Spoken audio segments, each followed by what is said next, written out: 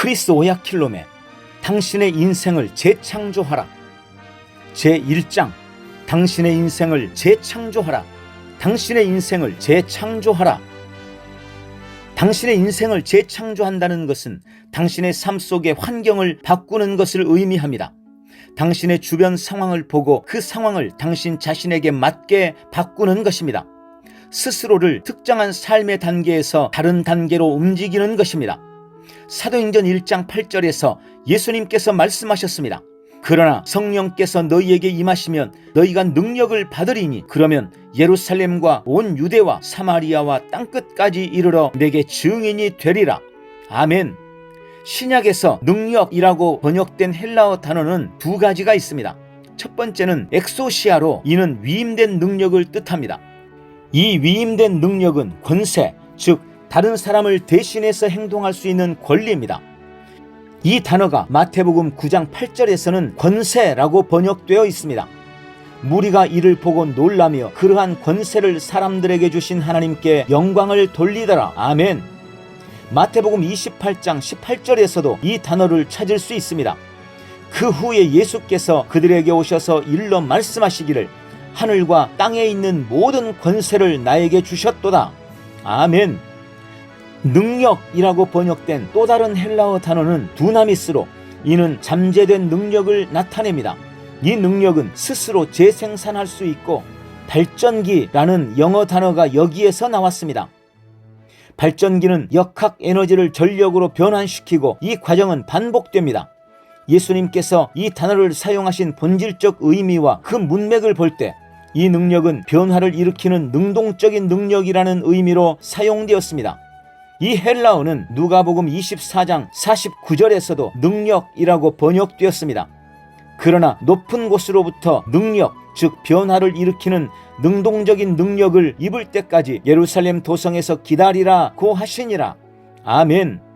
그리고 사도행전 1장 8절에도 나옵니다. 그러나 성령께서 너희에게 임하시면 너희가 능력, 즉 변화를 일으키는 능동적인 능력을 받으리니. 아멘. 이것이 바로 당신이 당신의 세상을 재창조할 수 있는 이유입니다. 성령을 받았을 때 당신은 변화를 일으킬 수 있는 능동적인 능력을 받았습니다.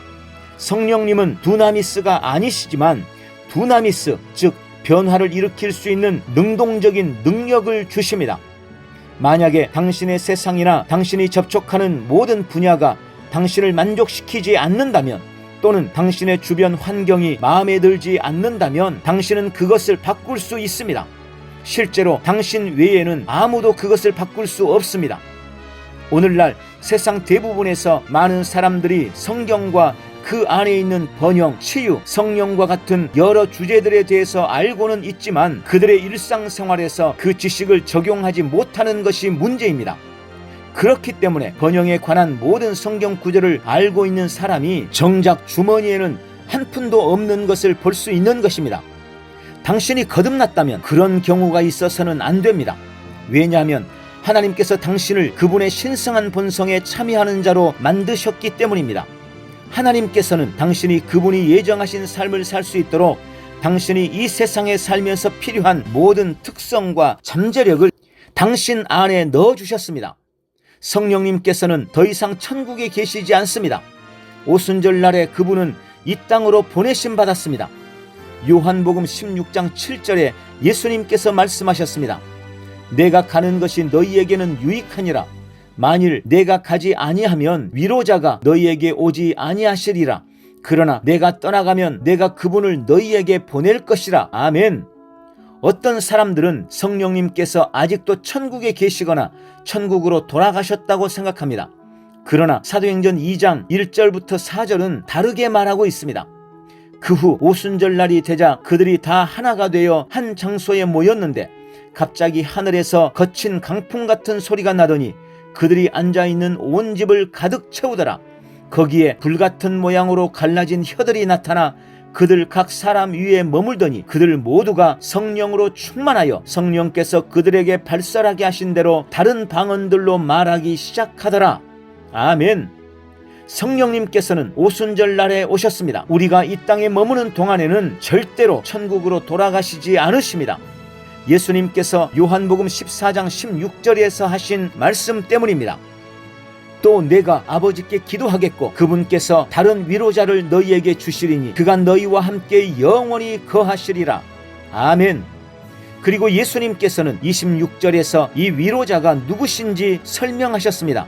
그러나 위로자이신 성령을, 아멘, 성령님께서 이 세상을 창조하는 데 필요한 능력의 공급자이십니다. 세상을 창조하실 때에 성령님께서 그곳에 계셨습니다. 그리고 우리가 성령을 받았을 때 우리는 변화를 일으킬 수 있는 능동적인 능력을 받았습니다. 우리의 인생에 대한 선택권이 우리에게 있다는 것을 아는 것은 너무도 중요합니다. 당신은 더 이상 현재 상태에 머무를 필요가 없습니다. 실제로 우리의 삶 속에는 두 가지 중 한 가지 일이 일어나고 있는데 그것은 당신이 당신의 세상과 삶의 환경들을 바꾸고 있거나 당신의 세상이 당신을 바꾸고 있는 것입니다. 할렐루야! 크리스 오야킬롬의 당신의 인생을 재창조하라 제2장 당신의 창조적 능력, 당신의 창조적 능력. 하나님께서는 당신 안에 그분의 창조적 능력을 넣어주셨습니다. 당신의 상상력이 바로 당신의 창조적 능력입니다. 하나님께서 만드신 모든 피조물 중 오직 사람만이 창조적 능력을 가지고 있습니다. 개도 염소도 그 어떤 짐승도 상상할 수 없습니다. 천사들도 상상하지 않습니다. 오직 사람만이 상상할 수 있습니다. 하나님께서는 상상력이라는 특별한 선물로 당신을 축복하셨습니다. 이 상상력이 바로 당신의 창조적 능력입니다. 성경은 창세기 1장 1절 2절에서 태초에 하나님께서 하늘과 땅을 창조하셨느니라 라고 말씀합니다. 계속해서 땅은 형체가 없고 공하며 어두움이 깊음의 표면에 있으며 하나님의 영은 물들의 표면에서 거니시더라. 아멘. 이때의 세상의 상태를 가장 잘 표현할 수 있는 단어는 혼돈 상태입니다. 세상은 혼란 덩어리였고 하나님께서는 세상에 대해서 무언가를 하셔야만 했습니다. 오늘날 당신의 가정은 혼란스러울 수도 있고 당신의 생각이 혼란스러운 삶의 환경으로 당신을 이끌었을 수도 있습니다. 당신의 문제들은 끝이 없어 보일 수도 있고 그것이 당신의 심장을 정상 이상으로 더 빨리 뛰게 합니다. 성경은 하나님께서 이 혼란스러운 상황에서 어떻게 세상을 재창조하셨는지 말해줍니다. 창세기 1장 2절 3절 땅은 형체가 없고 공허하며 어두움이 깊음의 표면에 있으며 하나님의 영은 물들의 표면에서 거니시더라. 하나님께서 말씀하시기를 빛이 있으라 하시니 빛이 있더라. 아멘. 거니시더라 라는 히브리어 원어는 라카프인데 이 단어는 품다 혹은 퍼덕이다 라는 뜻을 가지고 있습니다. 그래서 우리는 하나님의 영이 물들의 표면에서 거니시면서 하나님께서 무언가를 품고 계시며 생각해내고 계신 것을 바라봅니다. 하나님께서는 빛과 피조물의 아름다움을 품고 계셨고 이 땅이 어떤 모양으로 되어야 할지를 품고 계셨던 것입니다. 그분은 이 땅이 아름다워지고 이 땅에 빛이 있기를 갈망하셨고 그분이 온전히 그 갈망을 잉태하셨을 때 하나님께서는 그분의 말씀으로 그것을 불러내셨습니다. 그분은 이 땅의 아름다움을 말씀으로 존재하게 하셨습니다. 긍정적인 갈망의 능력. 창세기 1장에서 하나님께서는 영적인 원리를 따라 기능하고 계셨습니다. 이 원리는 야고보서 1장 14절 15절에서 더 명확하게 볼 수 있습니다. 그러나 누구든지 자신의 욕심에 끌려 유혹을 받을 때 시험을 당하는 것이니 그러므로 욕심이 잉태하면 죄를 낳고 죄가 장성하면 사망을 낳느니라. 아멘. 죄는 욕심의 결과물이며 욕심은 강하고 긴급하고 악한 갈망을 뜻합니다. 이 성경 구절은 부정적인 갈망과 직접적인 연관을 가지고 있지만 우리는 이 원리들이 부정적인 영역에서뿐만 아니라 긍정적인 영역에서도 기능한다는 것을 발견할 수 있습니다. 사람이 유혹을 받을 때 그의 욕심, 즉 그의 잘못된 갈망이 그를 끌어당기려고 합니다. 결국에 그가 생각 속에서 그 잘못된 갈망에 동의하게 될 때 그는 시험을 당합니다. 사람이 자신의 욕심에 끌릴 때 처음에는 씨앗이 심겨집니다. 긍정적인 갈망도 잉태를 할 수 있기 때문에 이 원리는 부정적인 영역에서만 효과가 있는 것이 아닙니다. 그리고 선한 갈망이 잉태할 때 더 나은 결과를 기대하는 것은 당연합니다. 빛은 어둠보다 강하고 선한 것이 악한 것보다 더 좋고 위대하고 강합니다. 그러므로 만약에 악한 갈망이 무언가를 잉태하고 탄생시킬 수 있다면 선한 갈망도 잉태하고 그 종류에 따라 탄생시킬 수 있습니다. 이것이 바로 창세기 1장 2절에서 하나님께서 분명하게 나타내 보여주신 것입니다. 땅은 형체가 없고 공허하며 어둠이 깊음의 표면에 있으며 하나님의 영은 물들의 표면에서 거니시더라. 창세기 1장 11절 12절에서도 볼 수 있습니다. 하나님께서 말씀하시기를 땅은 땅 위에 풀과 씨를 맺는 채소와 그 종류대로 열매 맺는 씨를 가진 과실수를 내라 하시니 그대로 되니라. 땅이 풀과 그 종류대로 씨를 맺는 채소와 그 종류대로 열매를 맺는 씨를 가진 나무를 내더라. 하나님께서 보시니 그것이 좋았더라. 아멘. 이것은 또 다른 원리입니다. 모든 것은 그 종류대로 탄생시킵니다. 그래서 욕심이 죄를 탄생시키는 것 같이 선한 갈망이 잉태할 때 자연적으로 그 갈망은 선한 것들을 탄생시킵니다. 이것은 억지로 시키지 않아도 저절로 일어나는 일입니다. 그래서 하나님께서 이 땅이 어떤 모습이기를 원하시는지에 대한 생각을 온전히 잉태하셨을 때 그분은 말씀하셨고 말씀하신 그대로 존재하게 되었습니다. 우리는 아브라함의 이야기를 알고 있습니다. 하나님께서는 아브라함과 그의 씨가 위대해질 것이라고 약속하셨습니다. 창세기 13장 16절 내가 네 씨를 땅의 티끌 같게 하리니 사람이 땅의 티끌을 셀 수 있다면 네 씨도 셀 수 있으리라. 그러나 아브라함은 믿지 않았기 때문에 자신의 약속을 받지 못했습니다. 그는 자신 같은 노인이 자녀를 갖는 것을 상상조차 할 수 없었습니다. 또 그의 아내 사례같이 늙은 여자가 어떻게 자녀를 낳을지도 상상할 수 없었습니다. 그러나 창세기 15장 5절에서 하나님께서는 아브라함을 밤에 깨워 그를 천막 바깥으로 데리고 나가셨습니다. 그를 밖으로 데리고 나가 말씀하시기를 이제 하늘을 쳐다보고 별들을 셀 수 있다면 그 별들을 세어보아라. 또 그에게 말씀하시기를 너의 씨가 이와 같으리라 하시더라. 창세기 15장 6절 아브라함이 주를 믿으니 주께서 그것을 그에게 의로 여기셨더라. 아멘. 하나님께서는 아브라함을 축복하고 싶으셨지만 그러기 위해서는 아브라함의 상상력이 필요했습니다. 아브라함은 자녀도 없고 아직도 감각을 통해서 살고 있었기 때문에 하나님께서 그의 씨가 땅의 티끌같이 셀 수도 없을 것이라고 말씀하셨을 때 그는 상상도 할 수 없었습니다. 그래서 하나님은 그의 지성에 호소해야 했고 그러기 위해서 그를 밖으로 데리고 나가 그에게 별들을 보여주시며 별들을 세어보라고 하셨습니다. 이것이 아브라함의 시야를 넓히도록 도와주었습니다. 별들을 바라보면서 갑자기 그는 하나님의 생각을 붙잡았습니다. 그는 별들 대신에 수많은 얼굴들을 보기 시작했습니다. 그는 각각의 얼굴을 볼 수 있었고 그 별들 속에서 그의 자손들의 얼굴을 상상할 수 있었습니다. 그는 그 별들을 세어보려고 했지만 셀 수도 없이 너무 많아서 멈추어야만 했습니다. 결국 그의 상상력이 이것을 붙잡았고 성경은 그가 하나님을 믿었다고 선언하고 있습니다. 하나님은 그의 이름을 아브람, 즉 고귀한 아버지에서 아브라함, 즉 만민의 아버지로 바꾸셨습니다. 보십시오. 하나님께서는 그가 하나님을 믿고 자신 안에 하나님께서 말씀하신 비전을 지니고 있기 전에는 그를 아브라함이라고 부르실 수 없으셨습니다. 하나님께서는 그의 아내의 이름도 논쟁을 좋아하는 이라는 뜻의 사례에서 왕자들의 왕비 또는 왕자들의 어미라는 뜻의 사라로 바꿔주셨습니다. 하나님은 아브라함의 심령 속에 확립한 그림이 살아있게 하기 위해서 이렇게 하신 것입니다. 하나님의 원리는 아브라함에게 전달되었고 성경은 아브라함이 소망이 없는데도 소망 가운데서 믿었기 때문에 많은 민족들의 아비가 되었다고 말씀합니다.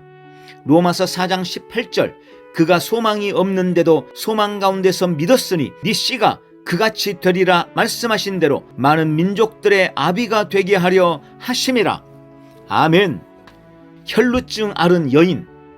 마가복음 5장 25절부터 34절. 12년 동안 유출병을 앓고 있는 어떤 여인이 있었는데 여러 의사에게서 많은 고통을 받았고 또 가지고 있던 것도 모두 허비하였지만 조금도 나아지지 아니하고 오히려 악화된지라.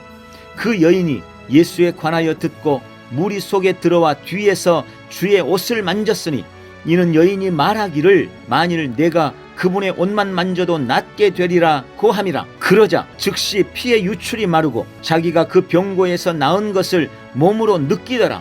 그때 예수께서 자기에게서 능력이 나간 것을 즉시 스스로 아시고 무리 속에서 돌아보시며 말씀하시기를 누가 나의 옷을 만졌느냐 라고 하시니 제자들이 주께 말씀드리기를 주께서는 무리가 주를 밀치는 것을 보시면서 누가 주를 만졌느냐 라고 말씀하시나이까 라고 하니라. 주께서는 이 일을 행한 여인을 보려고 둘러보시니 그 여인이 자기에게 이루어진 일을 알고 두려워 떨며 와서 주 앞에 엎드리어 모든 사실을 말씀드리니라. 그러므로 주께서 그녀에게 말씀하시기를 딸아 네 믿음이 너를 낫게 하였도다. 평안히 가라. 그리고 내 병고로부터 온전해지라 라고 하시더라. 아멘. 이 여인은 끔찍한 출혈로 시달리고 있었고 많은 돈을 썼음에도 불구하고 어떤 의사도 그녀를 도울 수 없었습니다. 그러나 그녀가 예수님에 대해서 들었을 때 그녀는 이렇게 말했습니다.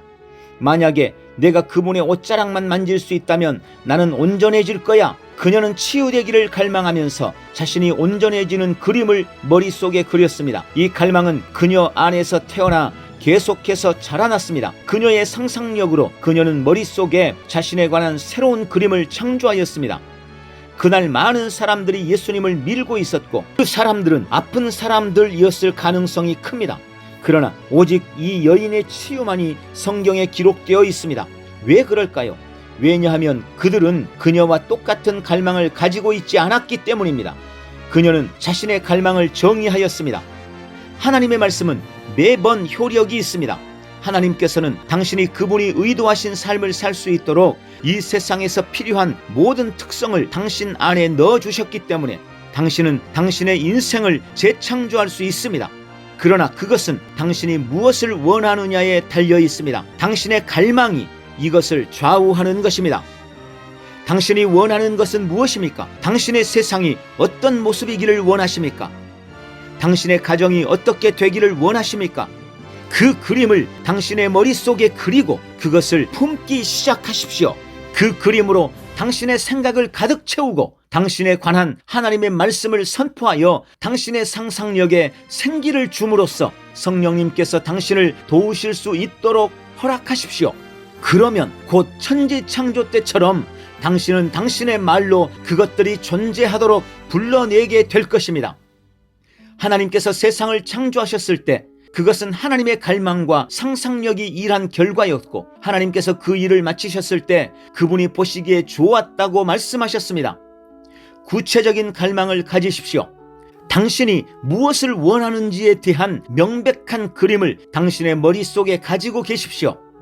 당신의 갈망이 강력한 원동력을 창조할 것이고 이 원동력은 당신으로 하여금 말하게 하며 당신이 갈망하는 목표들을 이룰 수 있도록 할 것입니다. 모든 갈망은 가능합니다. 이 세상에서 불가능한 갈망이나 불가능한 꿈은 없습니다. 꿈은 상황과 상관없이 이루어지기 위해 필요한 생명을 충분히 가지고 있는 씨앗입니다. 당신의 꿈이 자라도록 허락하십시오. 할렐루야! 크리스 오야킬롬의 당신의 인생을 재창조하라. 제3장 말씀으로 창조하기. 말씀으로 창조하기. 창세기 1장에 있는 천지 창조에 관한 서술과 창세기 2장을 비교해보면 이런 결론을 내리게 됩니다.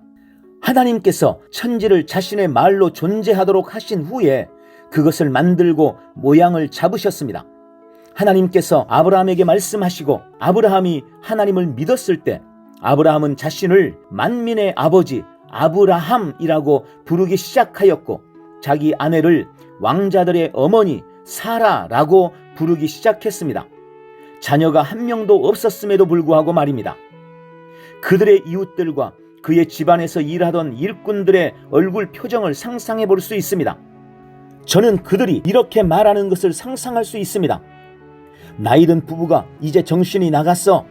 자녀가 없는 아브라함 아빠께서 자신을 만민의 아버지라고 부르고 나이든 사레가 자신을 왕자들의 어머니라고 부르는 것을 봐. 그들의 종교가 그들의 머리를 돌게 만든 것 같아. 그러나 결국에는 하나님의 말씀과 그들의 지속적인 선포대로 그들은 자녀 이삭을 낳았고 만민의 아버지와 어머니가 되었습니다.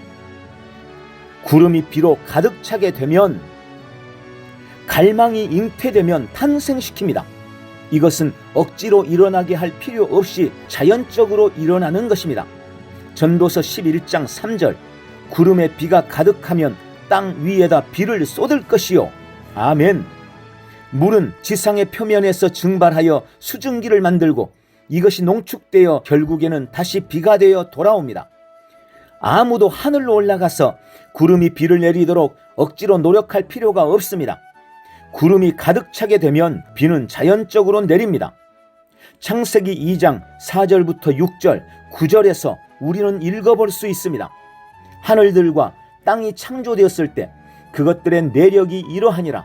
그날에 주 하나님께서 땅과 하늘들을 지으셨으니 들의 모든 초목이 땅에 있기 전이었으며 들의 모든 채소도 자라기 이전이었으니 이는 주 하나님께서 땅 위에 비를 주시지 않았으며 또 땅을 경작할 사람도 없었음이더라. 다만 땅에서 안개가 올라와서 온 지면을 적시더라. 아멘. 하나님께서 말씀을 말하셨을 때 그 말씀은 씨앗의 형태로 영적인 영역에서 존재하게 되었습니다. 예수님께서 말씀하셨습니다. 누가복음 8장 11절, 씨는 하나님의 말씀이요. 그러나 그 씨앗이 자라야만 합니다. 어떻게 그 씨앗이 자랄 수 있을까요? 그것 위에 비가 내려야 합니다. 그래서 당신이 당신의 환경을 바꾸기 위해서 말씀을 말하고 영으로 묵상한 이후에는 그 말씀의 씨앗이 자라기 위해서 물을 주어야 합니다. 당신은 비는 비가 원할 때 내립니다 라고 말할 수도 있습니다. 그러나 그것은 진리가 아닙니다. 비는 그냥 내리지 않습니다. 먼저 구름에 물을 주어야 합니다. 그리고 구름에 물을 주는 사람은 바로 당신입니다. 그렇습니다. 성경은 말씀합니다.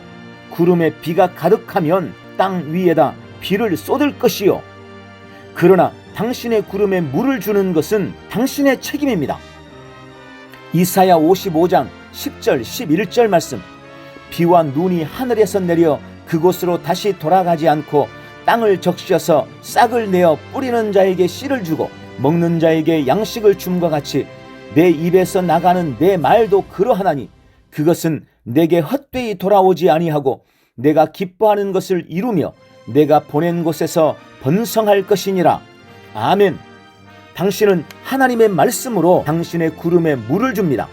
어떤 상황과 환경이 당신의 가정을 압도하기를 원하십니까? 하나님의 말씀을 사용하여 당신이 원하는 상황과 환경들이 존재하도록 말하십시오. 성경은 말씀합니다. 시편 91편 10절, 어떠한 재앙도 내게 닥치지 못하며 어떠한 전염병도 네 장막에 가까이 가지 못하리라. 아멘. 불평하기를 그만두고 당신의 구름에 물 주기를 시작하십시오. 상황은 하룻밤 만에 바뀌지 않을 수도 있습니다. 그러나 말씀은 그것이 보내진 곳에 확실히 역사하여 성공하게 될 것입니다. 얼마 동안 당신의 구름에 물을 주어야 하겠습니까? 구름이 가득 차서 비가 쏟아지게 될 때까지입니다. 당신은 환경이 괜찮아 보일 때까지 기다릴 필요가 없습니다. 사실은 환경이 괜찮아 보이지 않을수록 더 말해야 합니다.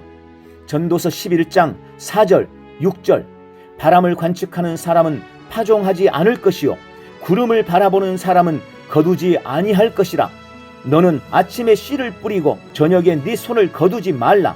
이는 이것이 잘 될지 저것이 잘 될지 또는 둘 다 좋을지 네가 알 수 없음이라. 아멘. 그렇기 때문에 환경이 괜찮아 보일 때나 그렇지 않을 때나 모든 때에 당신의 구름에 물을 주십시오. 어떤 사람들은 그들의 사업과 직업과 자녀들에 대해서 지속적으로 불평합니다. 그들이 그러한 이유는 자신들이 잘못된 씨앗에 물을 주고 있다는 것뿐만 아니라 물을 주는 것 자체도 잘못하고 있다는 것에 대해서 무지하기 때문입니다. 지속적인 불평은 부정적인 고백을 부르고 결국에는 그 말의 종류대로 결과가 나타날 것입니다. 당신은 당신의 자라나는 자녀의 미래에 영향을 미칠 수 있습니다. 당신은 당신의 가정과 결혼 생활의 평안과 안정을 당신의 부정적인 말들로 파괴할 수 있습니다. 한 번은 유대인 어머니들의 전통에 대해서 읽어본 적이 있습니다. 그들은 자녀들이 자라나는 나날이 자녀들의 삶에 하나님의 축복을 말하고 하나님의 말씀을 그들 위에 고백한다고 합니다. 그 결과는 아이들이 자라면서 자신감을 가질 수 있게 했을 뿐만 아니라 그 말들이 정말로 그들을 따라다니며 그들이 번영하도록 했다는 것입니다. 그러므로 이제 당신이 올바른 씨앗을 심기 시작하고 당신의 고백으로 계속 물을 준다면 당신은 분명히 올바른 열매를 거두게 될 것입니다. 할렐루야! 크리스 오야킬롬의 당신의 인생을 재창조하라. 제4장 창조적인 인간의 영의 기도. 창조적인 인간의 영의 기도. 기도는 중요합니다.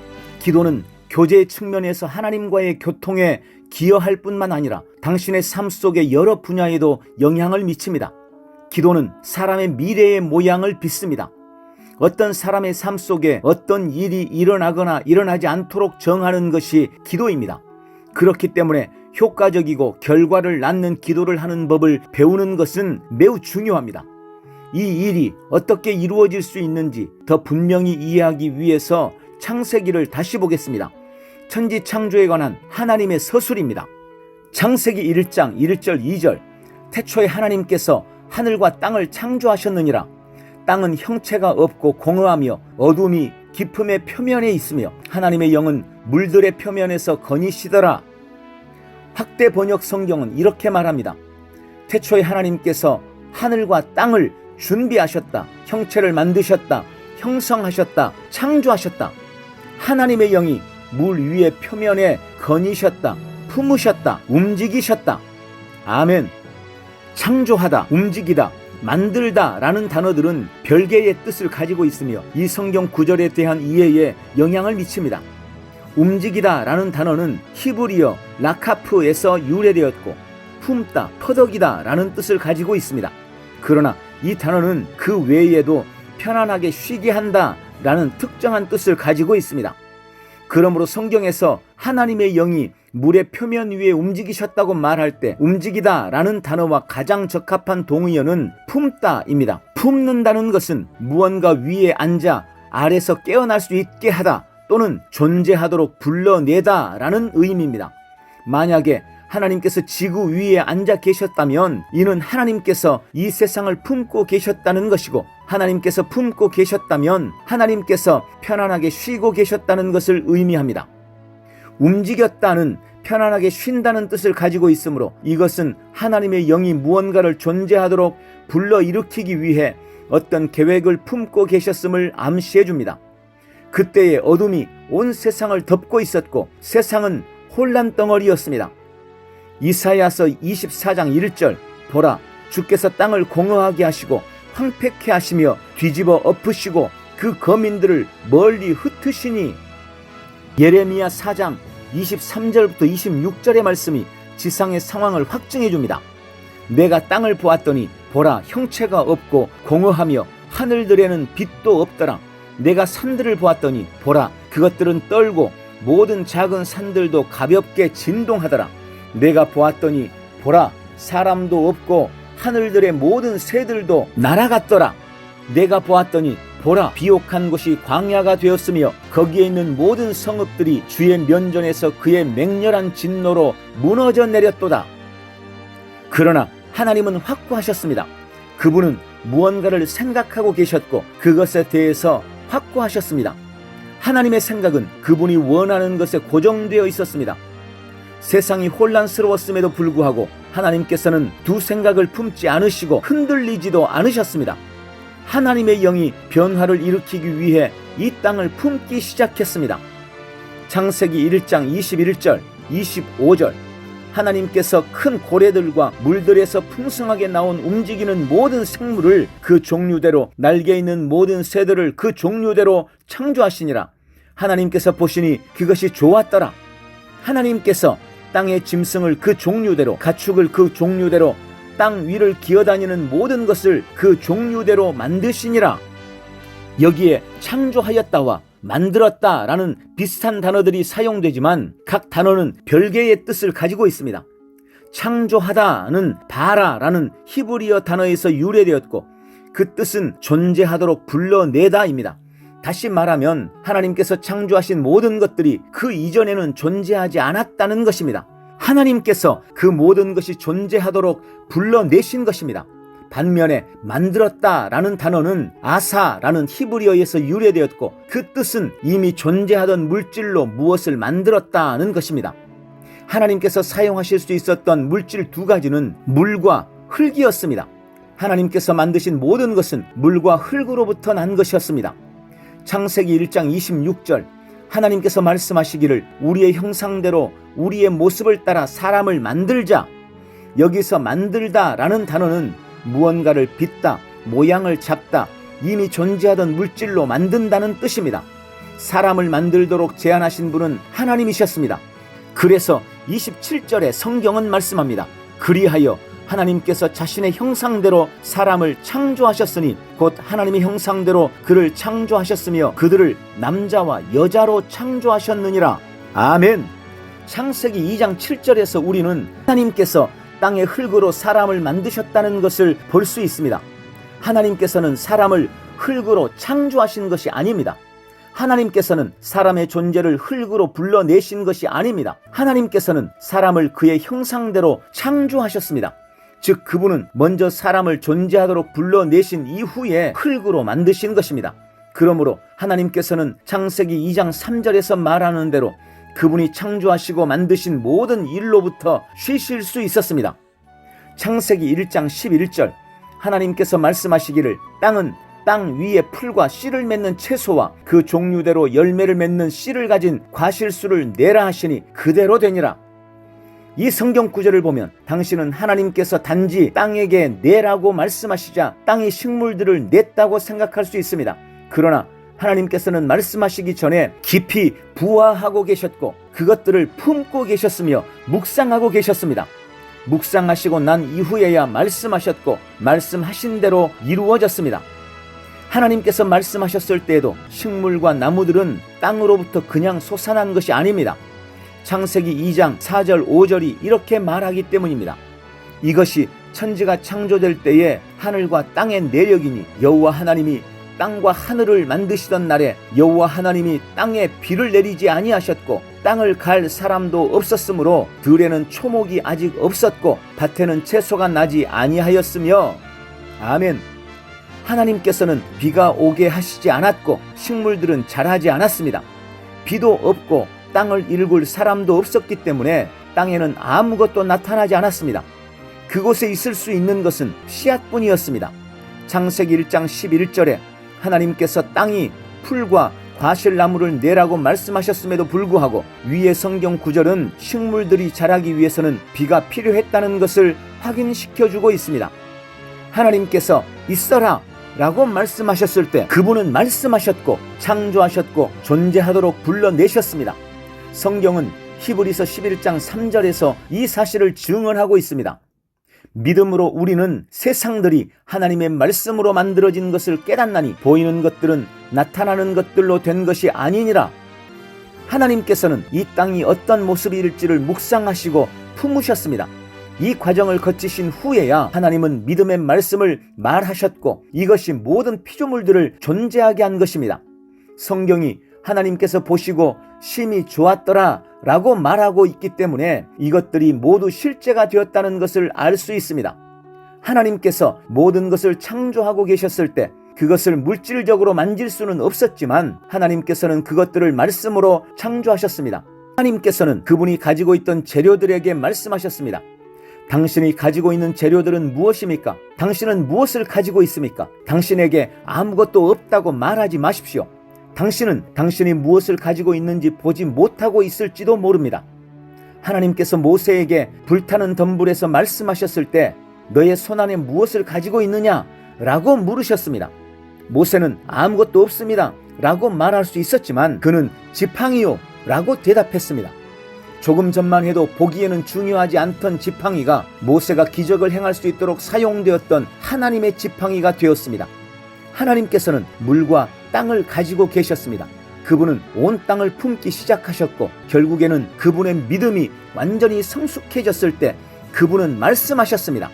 하나님께서 말씀하셨을 때 그것들은 물질적으로 나타나는 것처럼 보이지 않았지만 하나님께 영적인 세계에서 나타났습니다.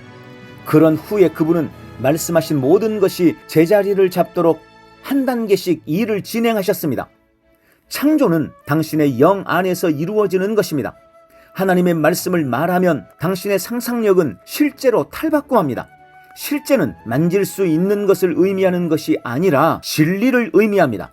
실제는 존재하며 당신이 그것을 만질 수 있든 없든 그곳에 있습니다. 기도는 아이디어를 탄생시킵니다. 기도는 중요합니다. 만약에 당신이 정말로 당신의 상황 가운데 하나님께서 개입하시기를 원한다면 당신은 기도해야만 합니다. 당신이 기도할 때 당신에게 어떤 일이 일어나기 시작합니다. 많은 사람들은 그들이 어떻게 그리고 왜 기도해야 하는지 모르고 있습니다. 당신이 아이디어를 원할 때마다 무릎을 꿇고 기도하면 당신은 그것을 얻을 수 있습니다. 그때에야 당신의 영적 눈이 열리고 당신은 보기 시작합니다. 그러면 하나님께서 당신의 창조적 영을 통해서 당신과 교통하실 수 있고 무언가가 이루어질 것입니다. 하나님께서는 항상 아이디어를 주십니다. 이것은 당신이 원하는 모든 것을 얻을 수 있는 열쇠입니다. 그러므로 당신에게 필요한 것은 오직 하나님께로부터 오는 아이디어뿐입니다. 그 아이디어로 당신은 존재할 수 있고 원하는 것을 얻을 수 있으며 필요한 것을 가질 수 있습니다. 그러므로 당신은 당신의 영의 비전들이 올 때까지 기도 가운데 시간을 보내야 합니다. 당신은 그것들을 이루어지게 하는 하나님의 말씀을 말할 수 있을 때까지 그 꿈과 갈망들을 지속적으로 품어야 합니다. 당신이 영 안에서 받은 그 비전에 관하여 말씀을 말하기 시작하면 그것은 영적인 세계에서 실제가 됩니다. 당신이 기도하는 동안 오는 아이디어들이 바로 당신의 비전이 물질적 세계에 나타날 수 있도록 하는 것입니다.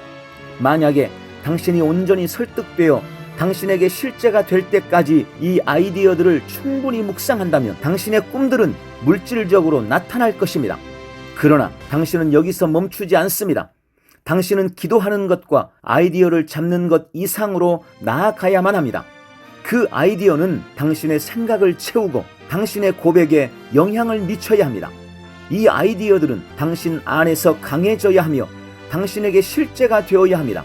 당신은 이것들에 관해 자주 기도함으로써 당신 자신이 갈망하는 위치에 있는 자신의 모습을 보고 그곳에 있는 것처럼 행동하기 시작해야 합니다.